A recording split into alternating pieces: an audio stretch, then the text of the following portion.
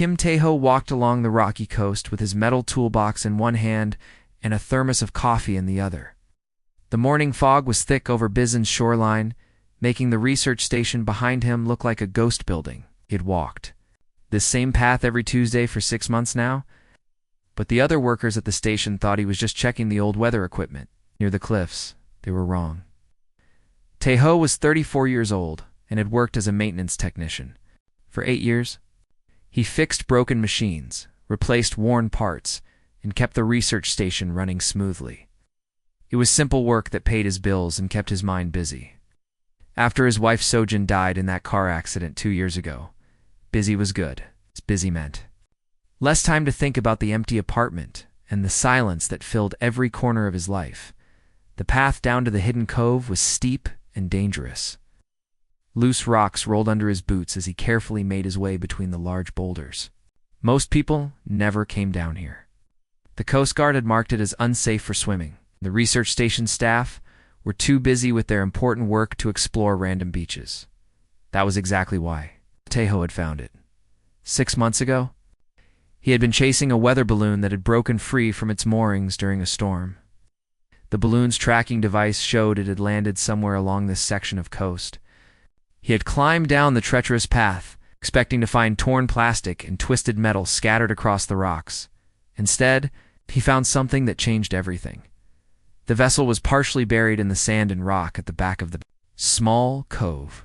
At first glance, it looked like a large piece of black stone that had been shaped by thousands of years of waves. But Tae-ho had spent his whole life working with machines, and he could see what others might miss. The curves were too perfect. The surface was too smooth. And there were no barnacles or seaweed growing on it like there should be on something. That had been in the ocean for a long time. The thing was roughly the size of a small building, maybe 30 meters long and 10 meters wide.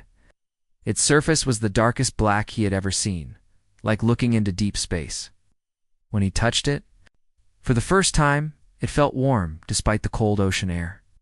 The material was unlike anything he knew.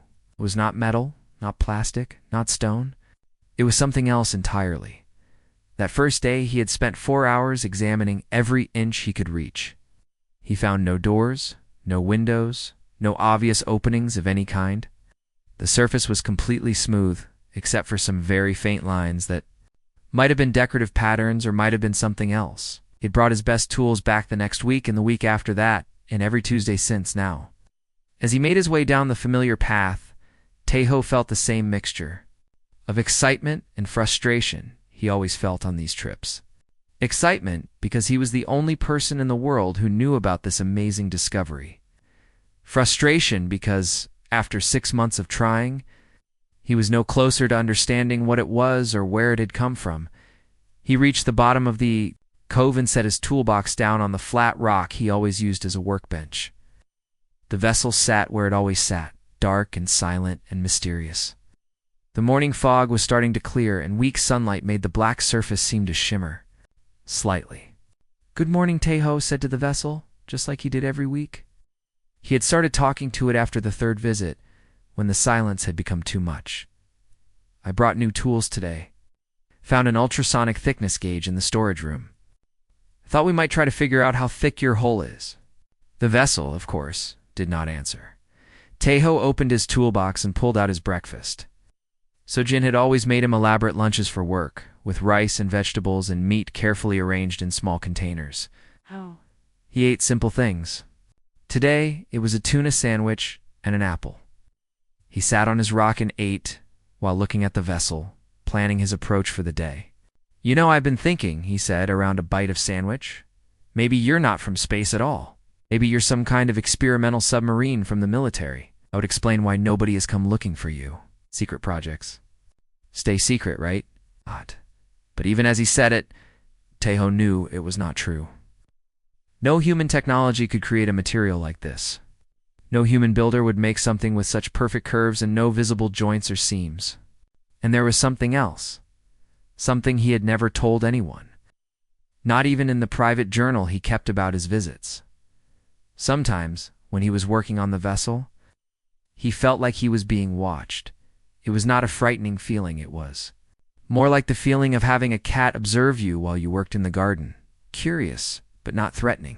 Patient, but interested. He had convinced himself it was just his imagination, brought on by grief and too much time alone. The feeling was always there.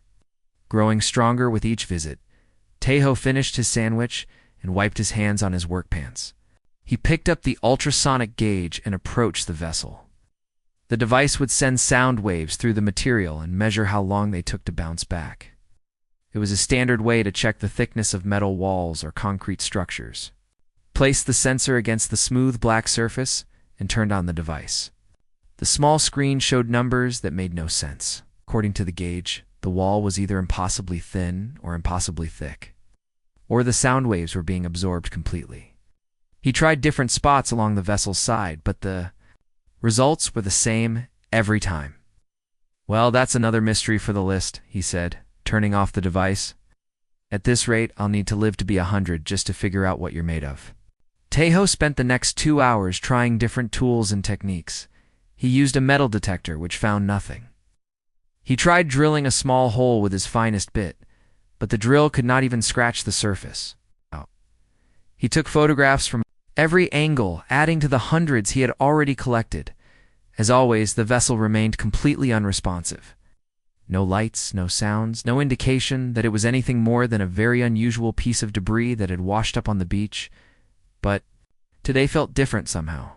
As Tejo packed up his tools, he noticed that the feeling of being watched was stronger than usual.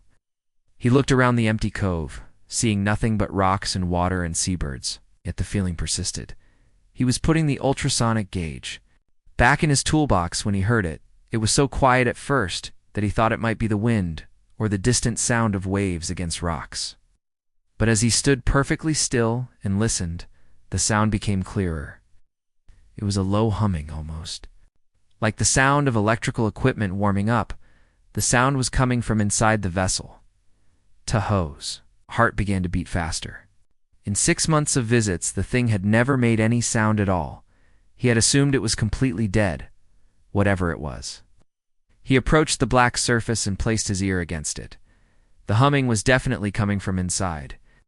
It was getting slightly louder, and there seemed to be a rhythm to it, like a slow heartbeat or breathing. Then, clear as a bell and speaking perfect Korean, a voice said, "Kim Tejo." The sandwich bag fell from his hand as he stumbled backward. The voice had come from inside the vessel, and it had spoken his name, his full name, pronounced correctly with the proper accent. As he stared in shock, soft blue light began to glow. From the faint lines on the vessel's surface, lines he had thought were decorative, but now realized might be something much more important. The thing was not debris at all. It was not dead. It was waking up. Tejo stood frozen on the rocky beach, staring at the glowing vessel. The blue light pulsed gently through the lines on its surface, like a slow heartbeat made of electricity.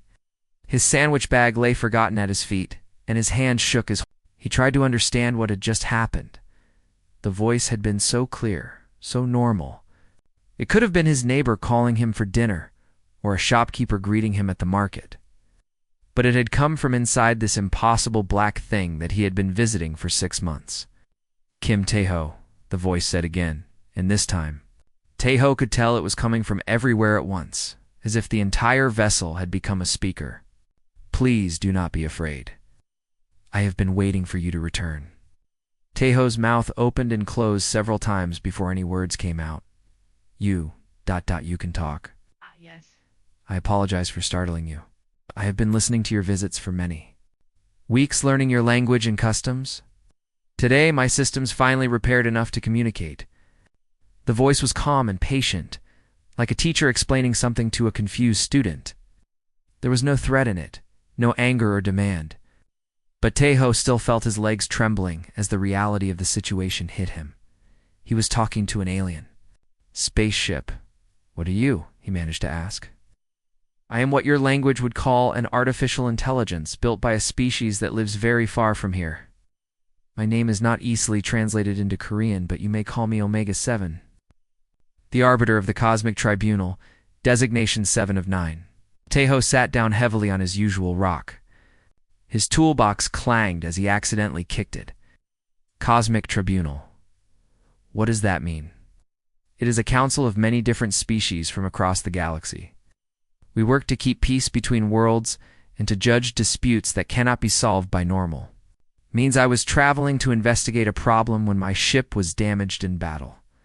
I crashed here 6 months ago. 6 months. Teho thought about that first day when he had found the vessel. You've been conscious this whole time? Not conscious in the way you understand it. My main systems were badly damaged.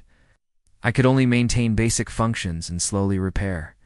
Myself using energy from your planet's magnetic field, but I could hear you when you visited. I learned about humans by listening to you speak. Teho remembered all the things he had said during his weekly visits. He had talked about his work, his problems, his loneliness after Sojin died. He had shared thoughts and feelings that he never told anyone else, thinking he was talking to a piece of metal. You learned Korean just from listening to me? Your language is not difficult compared to others I know, and you speak very clearly. When you are thinking out loud, you also help me understand human emotions and social structures. This has been very valuable information. The blue glow pulsed a little brighter, and Teho realized that Omega-7 might be feeling something, like excitement or happiness. The idea that an alien machine could have emotions was almost as strange as everything else that was happening. Why are you telling me this now? Why not contact the government or the military? Because I have been observing your species for these past months, not just you, but all humans through your communication systems. I've learned something very important about your people that the Cosmic Tribunal needs to know. Teho leaned forward despite his fear. What did you learn? Humans are special, Kim Teho. Most intelligent species in the galaxy are connected to each other through telepathy or hive minds. They share thoughts and feelings automatically. This makes them very good at working together, but it also makes them vulnerable to mental influence and control. Mental influence? There are beings that can control the thoughts of entire species just by touching their minds. These creatures are some of the greatest threats in the galaxy. But humans are different. Your minds are separate from each other. You think independently. This makes you almost impossible to control through telepathy. Teho tried to understand what this meant. So we're useful because we can't read minds? It's much more than useful. You are necessary. The Cosmic Tribunal has been looking for a species like yours for thousands of years. A people who can make fair judgments without being influenced by mental manipulation. Species that can serve as neutral arbiters in conflicts between telepathic races. The weight of what Omega-7 was saying began to settle on Teho's shoulders.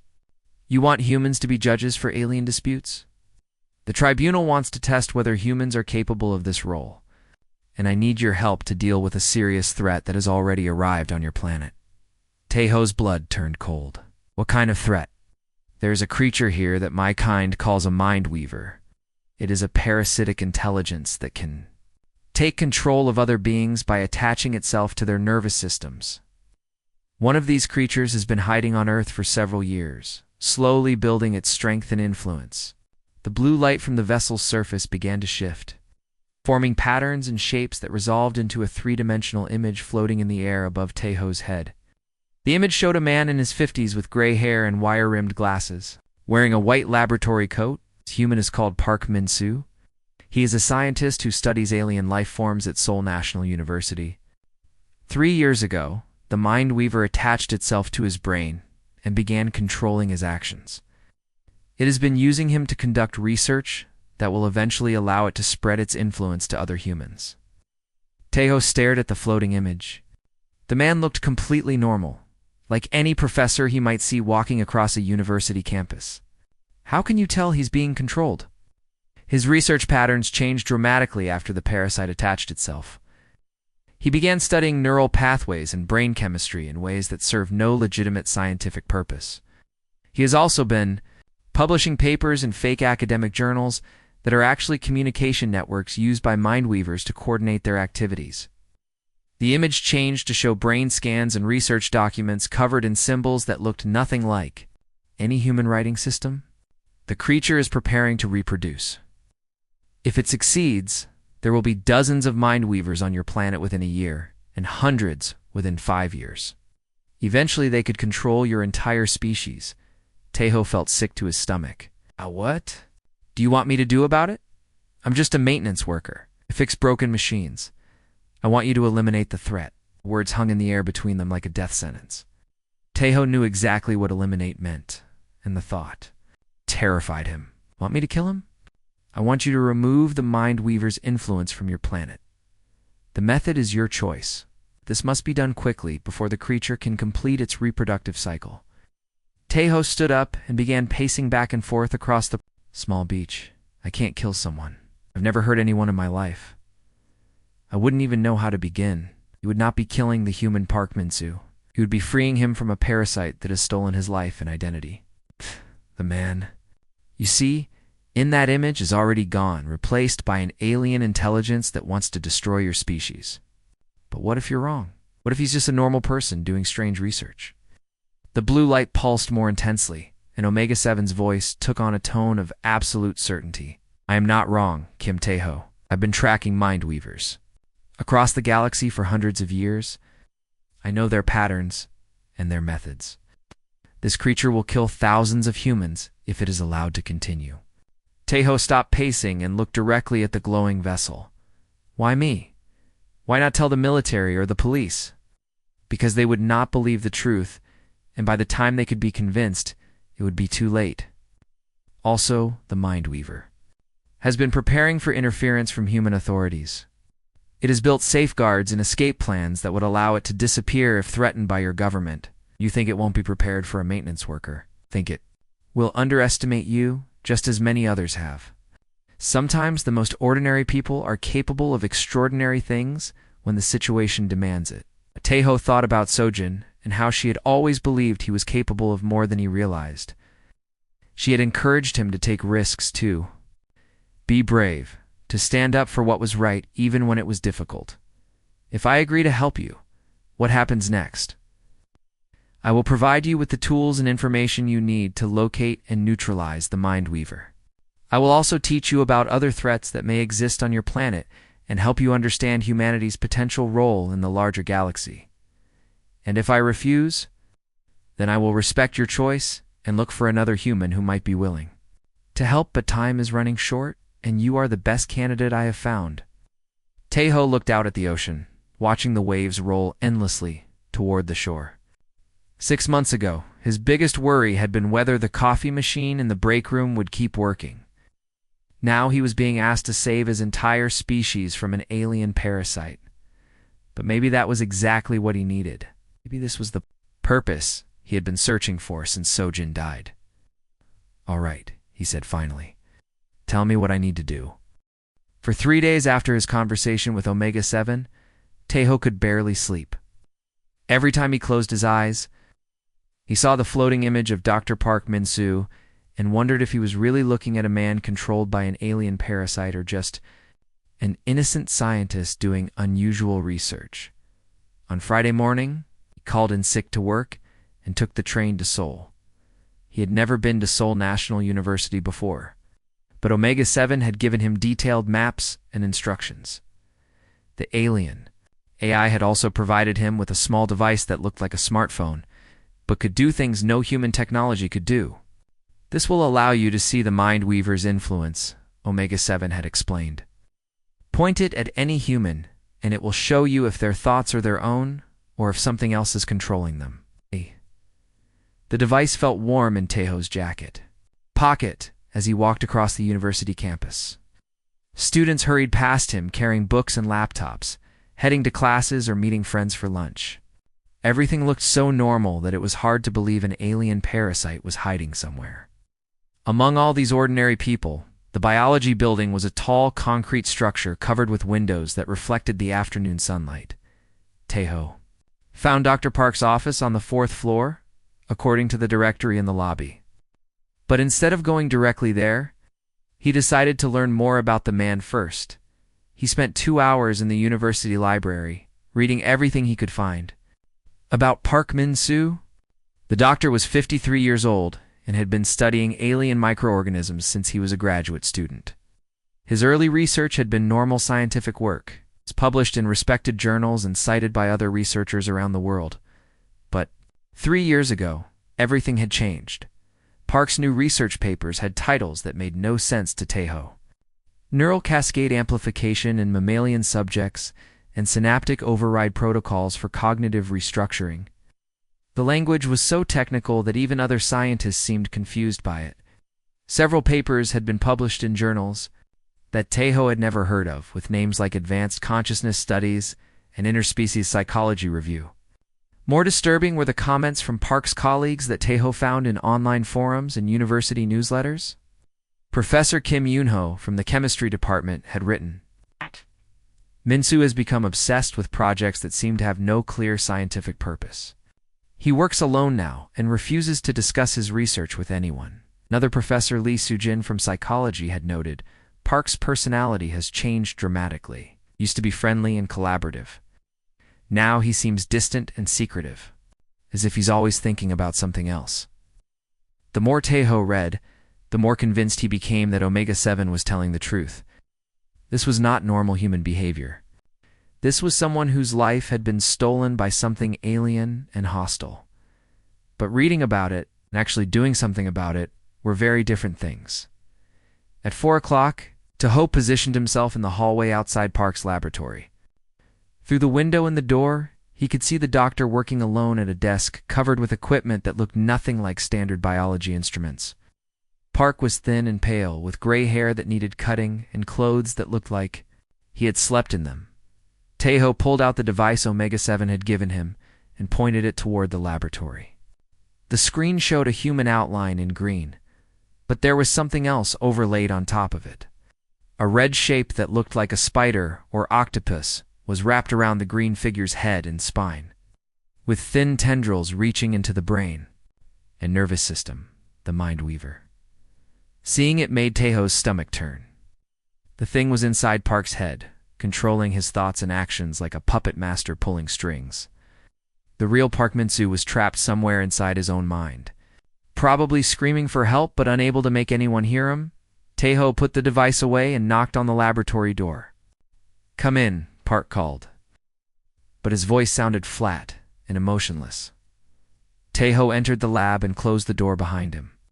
Park looked up from his work with eyes that seemed to focus on something far away rather than on his visitor. "Can I help?" "You?" Park asked. "I don't remember scheduling any appointments today. My name is Kim Tejo. I'm here about your research." "Which research would that be? I work on many different projects." Tejo moved closer to the desk, studying Park's face. The man looked tired and unhealthy, as if he had not been eating or sleeping properly for months. But there was something else in his expression, something that reminded Tejo of the look people got when they were concentrating very hard on solving a difficult problem. "I'm interested in your neural cascade work," Tejo said, using one of the terms he had read in Park's recent papers. Park's eyes suddenly became much more focused, and he leaned forward with interest. "That's very advanced research. Most people don't understand the implications of consciousness modification. Dar. You a scientist?" "No. I'm just someone who has learned some things about alien influence on human minds." The change in Park was immediate and dramatic. He stood up quickly, knocking over his chair, and his face twisted with fear and anger. "Who sent you?" he demanded. "How do you know about the project?" But even as he spoke, Park's expression flickered as if two different people were fighting for control of the same face. For just a moment, his eyes cleared and he looked directly at Tejo with desperate hope. "Help me," he whispered. "Please. It's been so long since I could think my own thoughts." Then the moment passed, and the other personality took control again. Park reached for something on his desk that looked like a weapon. Tejo acted without thinking. He pulled out a second device that Omega-7 had given him, a small cylinder about the size of a flashlight, and pointed it at Park. Blue energy crackled between them, and Park suddenly froze in place. "What is that?" Park asked, but his voice was different now, clearer and more human.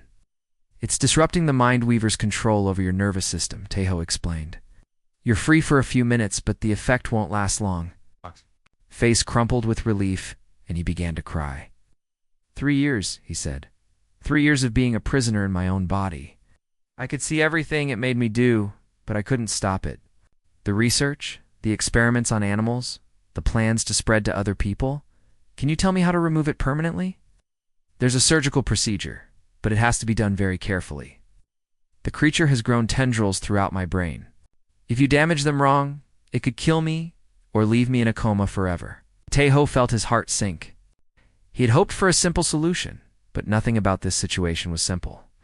However, Park continued, there might be another way.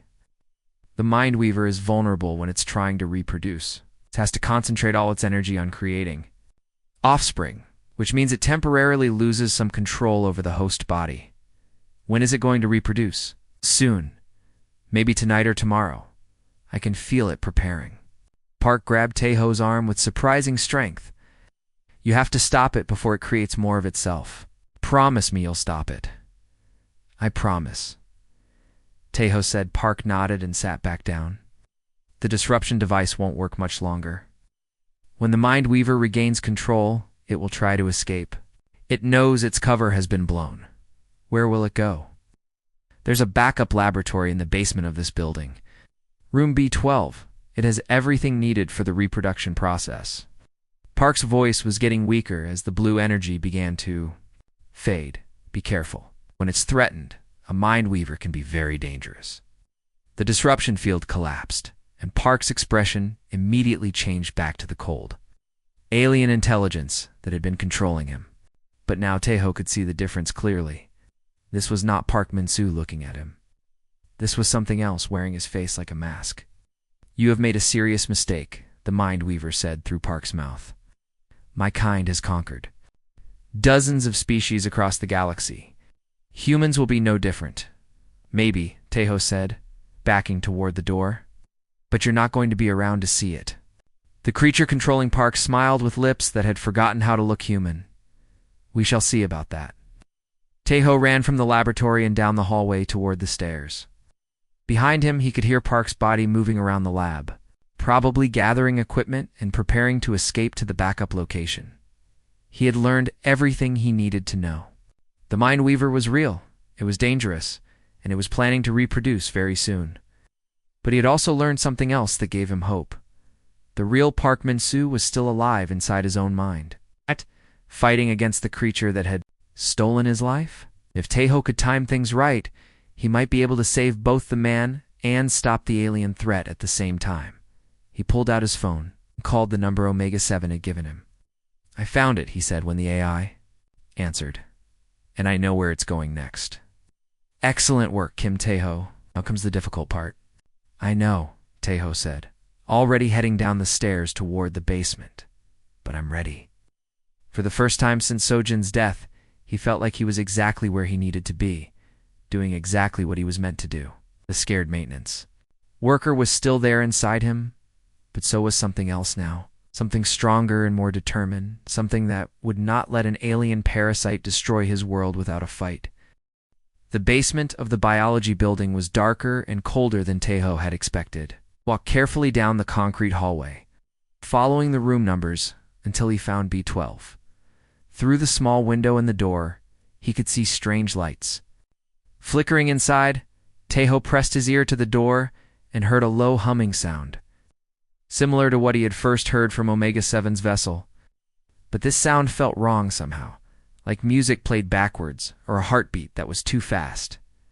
His phone buzzed with a text message from an unknown number. Do not enter yet. Wait for backup. 07 backup? Taeho had not expected anyone else to be involved in this mission. He was still wondering what Omega 7 meant. When he heard footsteps echoing down the hallway behind him, 3 people approached from the stairwell. The first was a woman in her 30s wearing a military uniform with no visible rank insignia. She had short black hair and moved with the confident stride of someone used to dangerous situations. Behind her came a man about Taeho's age in a cheap suit, carrying a briefcase and looking around nervously at the basement walls. The third person was a young woman in casual clothes who seemed calm despite the strange circumstances. You must be Kim Taeho, the military woman said quietly. I am Han Borum. This is Cho Dong-woo and Nam Yoonji. Omega 7 contacted us this morning and explained the situation. Taeho stared at them in surprise. There are others? The AI has been monitoring human communications for months, Dong-woo explained. It identified people with skills that might be useful for dealing with alien threats. I work in forensic investigation for the Incheon police. Bioram is military intelligence. Yunji is a social worker in Daegu. Why a social worker? Taeho asked. Eunji smiled slightly. Because I'm good at telling when people are lying or when their behavior doesn't match their personality. Omega-7 thinks that skill might be useful for identifying humans who have been replaced or controlled by aliens. Bjorn checked her watch. We need to move quickly. According to the AI scans, the creature inside is beginning its reproduction process. If we wait too long, there will be multiple mind-weavers to deal with instead of just one. She pulled a small device from her jacket that looked similar to the ones Omega-7 had given Taeho. These will disrupt the creature's control over its host body, but they only work for a few minutes at a time. The plan is to use them to confuse the mind-weaver while we extract it permanently. How do we extract it? Taeho asked. Dong-Wu opened his briefcase and showed them several pieces of equipment that looked like a mixture of medical instruments and alien technology. Omega-7 taught me how to perform the procedure. It's similar to brain surgery, but we're removing a parasite instead of a tumor. You're not a doctor, Taeho pointed out. No, but I've done forensic examinations on hundreds of bodies. I understand anatomy, and I'm very good with delicate instruments. The AI says that's more important than medical training for this particular job. Through the door window, the strange lights were getting brighter. Whatever was happening inside. Room B12 was accelerating. We're out of time, Bjorn said. She pulled out what looked like a small explosive device. I'm going to blow the door. Everyone get ready. The explosion was much quieter than Taeho had expected, more like a large firecracker than a bomb. The door fell inward with a crash, and the 4 humans rushed into the laboratory. The room had been completely transformed from whatever it had been before. The walls were covered with organic-looking structures that pulsed with red light. The center of the room, Dr. Parks stood motionless inside a circle of alien machinery. His eyes were closed and his arms were stretched out to his sides, as if he were being crucified on an invisible cross. But the most disturbing sight was what grew from his back. A large, spider-like creature with translucent skin was attached to Park's spine. Taeho could see dark fluid flowing through tubes that connected the creature to the man's nervous system. The mind-weaver was twice as large as it had appeared on Omega-7's scanner, and it was clearly in the process of splitting into multiple smaller versions. The reproduction has already started, Borm said. We have maybe 10 minutes before there are 6 or 7 of these things instead of 1. Yoonji approached Park carefully and looked into his face. The host is still alive. I can see him trying to fight back, but he's very weak. Dong-Wu set up his equipment on a table that had somehow remained clean despite the alien growth covering everything else in the room. I need someone to keep the mind-weaver distracted while I work. If it realizes what we're doing, it might kill the host rather than let us remove it. I'll handle that, Taeho said, activated his disruption device, and pointed it at the mind-weaver. Blue energy crackled across the room, and the creature suddenly writhed in apparent pain. Park's eyes snapped open, and for a moment, he looked like himself again. He came back, he said weakly. I wasn't sure you would. We're going to get that thing out of you, Taeho promised. The mind-weaver fought against the disruption field, and Park's expression kept changing as controls shifted back and forth between the man and the parasite. When the creature was in control, it spoke in a voice that was nothing like Park's normal tone. You cannot stop the expansion, it said. Offspring will spread across this planet like a plague. Your entire species will serve us within a generation. Maybe, Borum said, activating her own disruption device to help Taeho, but you won't be around to see it. Dongwu worked quickly with instruments that seemed to be part scalpel and part laser. The procedure was invisible to the others, but they could tell it was working because the mind-weaver began to shriek in a frequency that hurt their ears. Almost got it. Dongwu muttered. The main connection is severed, but there are still tendrils in the brainstem. This is the dangerous part. Yoonji moved closer to Park and took his hand. Stay with us, she said gently. You're almost free. The next few minutes felt like hours. The mind-weaver fought desperately to maintain its hold on Park's nervous system. While Dongwu carefully cut away the remaining connections, Tejo and Borum kept their disruption devices focused on the creature, even though the effort was exhausting. Finally, with a sound like tearing fabric, the Mind Weaver separated completely from Park's body. The creature fell to the floor, writhing and changing colors rapidly before finally becoming still. Park collapsed, but Yonji caught him before he hit the ground. His breathing was shallow but steady, and when he opened his eyes, they were completely his own. "Is it over?" he asked. "It's over," Tejo confirmed, as they helped Park out of the laboratory. Bahram asked the question that was on everyone's mind. Omega-7 said this was just the beginning. If there are more alien threats on Earth, how are 4 people supposed to deal with all of them? We're not just 4 people anymore, Yonji pointed out. We're a team. And Omega-7 is teaching us how to identify and handle different types of alien influences. We can train others. Besides, Dongwu added, most threats probably won't be as dramatic as this one, AI said. Many alien activities on Earth are much more subtle. Research, projects, technology theft, simple observation. Those we can handle with investigation and planning rather than surgery. Tejo thought about that as they reached the ground floor of the building. 3 days ago, he had been a lonely maintenance worker whose biggest challenge was fixing broken equipment. Now he was part of a team responsible for protecting humanity from alien threats. It should have been terrifying. Instead, it felt like the most important work he had ever done. His phone buzzed with another message from Omega-7. Well done. Meet me at the usual location tomorrow. We have much to discuss about your planet's future. Tejo looked at his new teammates and realized that his weekly trips to the crashed vessel were about to become much more interesting. 2 weeks after the Mind Weaver incident, Tejo sat on his familiar rock beside Omega-7's vessel. The ship had changed since their first conversation. Parts of it had risen from the sand, revealing sleek corridors and chambers filled with technology that hurt his head to look at directly. But the basic black hole remained the same, and Tejo still felt comfortable talking to it as if it were an old friend. The other members of your team have adapted well to their new roles, Omega-7 said. The AI's voice now came from speakers that had grown out of the vessel's surface like mechanical flowers. Biorum has identified 3 more cases of alien technology being smuggled through military channels. Dongwu discovered evidence of off-world surveillance equipment in 2 major cities. And Yonji has found 5 humans whose behavioral changes suggest possible alien influence. What about Dr. Park? Tejo asked. How is he recovering? His memories of the time under Mind Weaver control are fading, which is normal and healthy.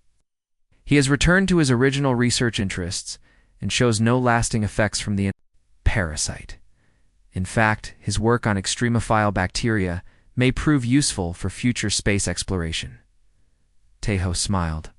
It was good to know they had saved the man, as well as stopping the alien threat. So what's our next assignment? Something more complex than the Mind Weaver, I'm afraid. Something that will test whether humans truly have the judgment skills the Cosmic Tribunal needs. The air above the vessel shimmered, and a 3-dimensional image appeared showing the Busan shipping district. Tejo could see the massive container yards, the cargo ships lined up at the docks, and the thousands of workers moving between the warehouses. 43 days ago, a refugee ship from the Keth system crashed in the ocean about 50 kilometers. From here, most of the passengers died in the crash, but 27 survivors made it to shore. They have been hiding in the shipping district, trying to blend in with the human population. The image zoomed in to show a group of beings that looked almost human, but with subtle differences. Their skin had a slightly blue tint, their eyes were larger than normal, their fingers were longer and more delicate than human hands. The Keth look enough like humans to pass for foreigners, especially in a busy international port where people are used to seeing workers from many different countries. But there is a serious problem with this refugee group. What kind of problem? Not all of them are refugees. 7 of the 27 survivors are war criminals who destroyed their own planet and caused the deaths of billions of their people. They are using memory-altering technology to hide their true identities, even from themselves. Tejo felt his stomach tighten. So some of them don't even know they're criminals? Correct. The memory alteration was so complete that the war criminals genuinely believe they are innocent refugees fleeing from the same disaster they actually caused. I think this makes the situation extremely complicated. Why can't you just scan them and tell us which ones are the criminals? Because the memory alteration technology interferes with my sensors. I can tell that it has been used, but I cannot determine who the real criminals are or what they actually did. This is exactly the type of situation where the cosmic tribunal needs human judgment. The image changed to show individual Keth survivors. Some were clearly struggling with trauma, working hard to learn human customs and contribute to their new community. Others seemed more confident and organized, taking leadership roles among the refugee group. The innocent refugees have already suffered terribly. They lost their world, their families, and everything they ever knew. If we punish them along with the criminals, we would be committing a terrible injustice. But if we allow the war criminals to escape justice, they might eventually remember who they really are and cause even more destruction. Tejo studied the faces in the projection. They all looked so normal, so human-like in their expressions of hope and fear and uncertainty. How was he supposed to tell which ones were genocidal monsters and which ones were innocent victims? What? Do Borum and the others think about this? They're as conflicted as you are? This is not a situation where alien technology can provide easy answers. It requires careful investigation, psychological insight, and moral judgment of a type that my people find very difficult. But you think humans can handle it? I hope so, because this is exactly the kind of decision the Cosmic Tribunal faces regularly. Wars between species, refugee crises, questions of justice versus mercy. If humans can solve this problem fairly, it will prove that your species has the wisdom to serve as galactic arbiters. Tejo stood up and walked to the edge of the water, watching the waves roll in from the ocean where the Keth ship had crashed. Somewhere out there were the remains of an alien vessel and the bodies of refugees who would never see their new home. How long do we have to figure this out? Not long. The Korean government has become suspicious of the unusual activity in the shipping district. They will investigate soon, and when they do, they will discover the Keth refugees. At that point, the situation will be out of our hands. What happens to aliens who are discovered by human governments? Unknown. Your species has no established protocols for dealing with refugees from other worlds. The Keth might be imprisoned, studied, or worse, the innocent ones would suffer along with the criminals. Tejo turned back to face the vessel. Okay, I'll talk to the team and we'll figure out a plan. But I want something in return. What do you want? I want to know more about this cosmic tribunal and what they really want from humanity if we're going to be making these kinds of decisions. I need to understand who we're working for and what their goals are. There was a long pause before Omega-7 answered. That is a reasonable request. And it shows exactly the kind of independent thinking that makes humans valuable. Most species would simply follow orders without asking such questions. So you'll tell us? I will tell you everything I can. But first, prove that humans deserve. To know these secrets, show me that your species can handle complex moral decisions with wisdom and compassion. Tejo nodded. We'll do our best. I know you will. And Kim Tejo, there is something else you should know about this situation. What? The war criminals among the Keth refugees are not just hiding from justice. They are hiding from something else. Something that has been hunting them across the galaxy for the past 3 years. What's hunting them? The families of their victims. The Keth have a tradition of blood vengeance that goes back thousands of years. If the hunters find their targets before you solve this problem, they will kill all the refugees to make sure they get the right ones.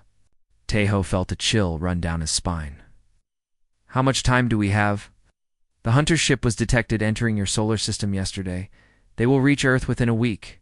So much for having time to carefully investigate and make thoughtful decisions.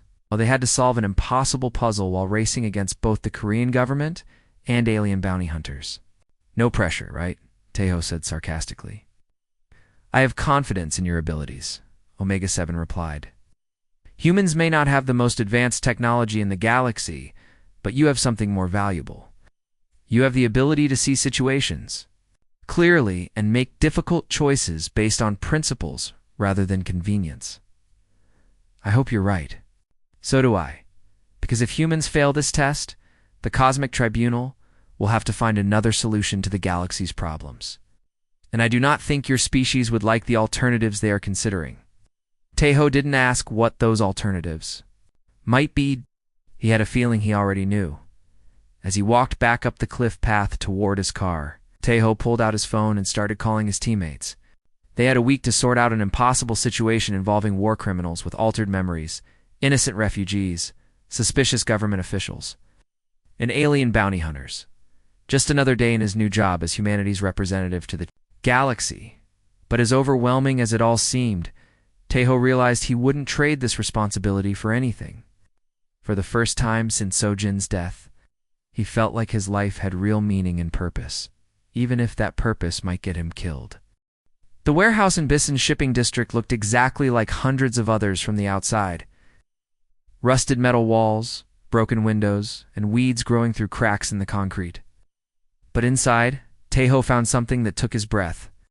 A way the Keith refugees had transformed the empty space into a small village.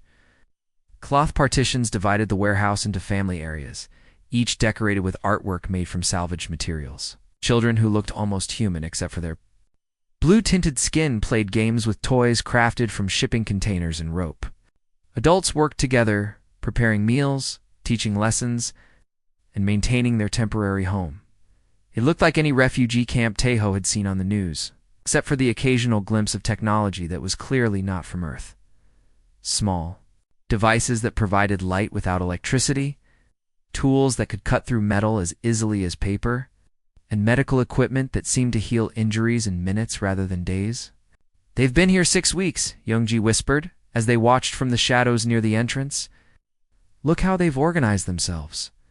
They have schools for the children, work assignments for the adults, even a council to make group decisions. These are people trying to build a new life. Some of them are," Bioram corrected. "And some of them are mass murderers who killed billions of their own people. We need to remember that." Dongwu adjusted the scanner Omega-7 had given him. The device could detect the memory-altering technology, but couldn't identify specific individuals who had used it. According to this, at least 7 people in this group have had major memory modifications. But I'm also picking up traces from others who might have had minor adjustments. "Minor adjustments?" Tejo asked. "Trauma counseling, probably?" When someone survives a planetary disaster, they often need help dealing with memories that are too painful to bear. The technology can be used to dull the worst experiences without changing core personality or identity. "So we can't just assume that everyone with memory modifications is a criminal," Yoonji said. "Some might just be trauma survivors trying to cope with unbearable loss." They spent 3 days observing the Keth community, taking notes on behavior, patterns, and social dynamics. Tejo found himself impressed by how quickly the aliens had adapted to their new environment. Several had found paying jobs in the shipping district, others were learning Korean from textbooks they had somehow acquired.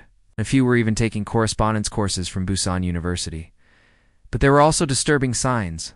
A group of 7 Keth, all males, had formed what seemed to be a separate leadership council.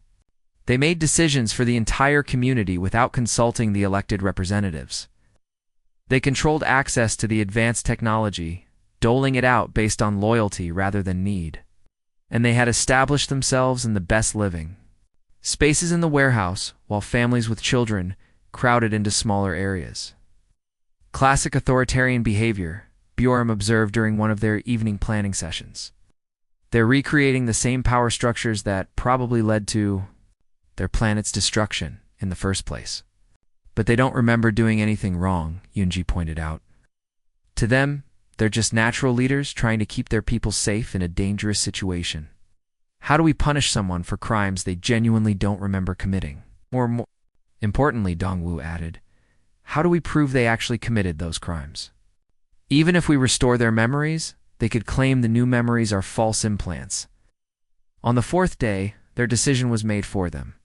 Tejo was alone in the warehouse, pretending to inspect shipping containers, while actually observing the Keth community. When alarms began sounding throughout the port district, through the warehouse windows, He could see military vehicles racing toward the docks and helicopters circling overhead.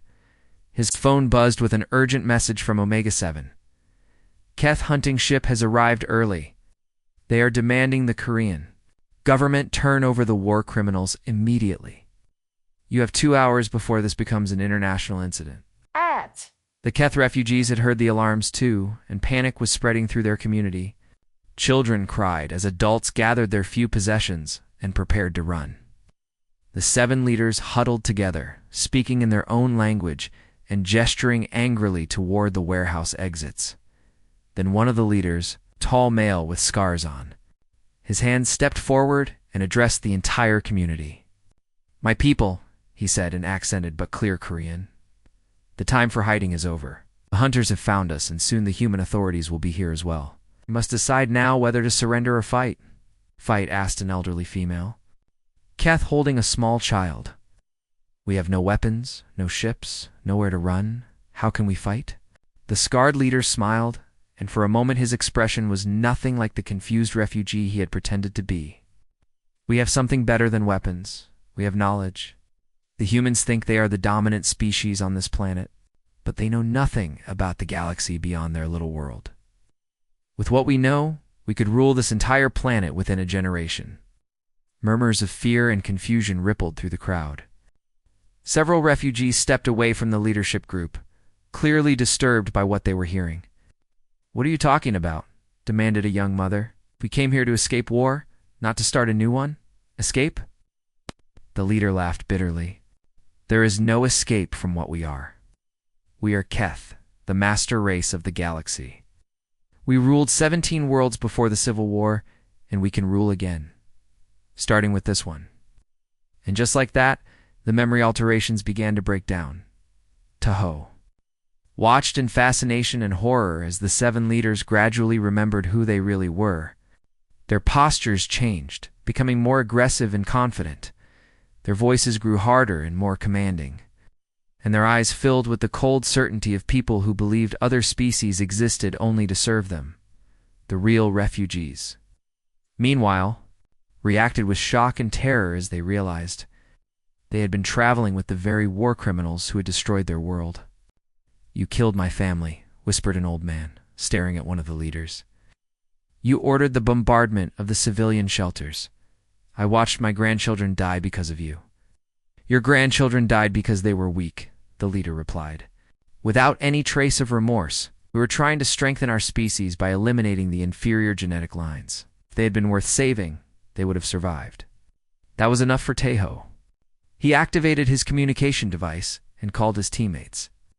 "The memory blocks are breaking down," he reported. "The war criminals are remembering who they are, and it's exactly as bad as we feared. We need to act now."